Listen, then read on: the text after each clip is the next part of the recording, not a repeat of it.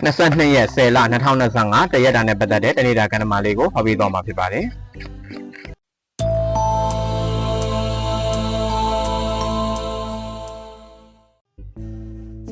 ဒီနေ့မှာရွေးချယ်စရာတွေရှိနေမယ်ရွေးချယ်ရမယ့်အရာကကိုယ့်ကိုအခြေအနေတစ်ခုမှာမွန်းကျက်တဲ့အတွေးနဲ့ခံစားချက်တွေပေးလိုက်မယ်ဘာကိုရွေးချယ်တင်တယ်လဲဆိုတာကချိန်ဆရမယ်အကောင်းအဆိုးအမှားအမှန်သေချာသုံးသပ်နိုင်ဖို့လိုတယ်ကိုယ့်စီကိုအရှိန်အဟုန်နဲ့ရောက်လာမယ်အဖြစ်အပျက်သတင်းစကားတွေရှိနေတယ်ဒီနေ့အတွက်ဆောင်ရန်ရှောင်ရန်ဆိုတာထက်သိရမယ့်အရာကမသိချင်းတွေကကိုယ့်အတွက်ခက်ခဲစေလိမ့်မယ်သိရှိမှုနဲ့ဉာဏ်ပညာကဒီနေ့ကိုဥဆောင်နိုင်မယ်ဒါကြောင့်ဖြတ်ထိုးဉာဏ်နဲ့ဆင်ခြင်တုံတရားရှိဖို့လိုအပ်ပါတယ်Lucky number နဲ့ Universe message ကိုဗီဒီယိုရဲ့အဆုံးသတ်မှာထည့်ပေးထားပါတယ်တနေ့တာလုံးအစီအမံချုံမွေးကြပါစေဗီဒီယိုကိုဆုံးတဲ့ထိကြည့်ပေးတဲ့အတွက်ကြောင့်မို့လို့အားလုံးကိုကျေးဇူးတင်ပါတယ်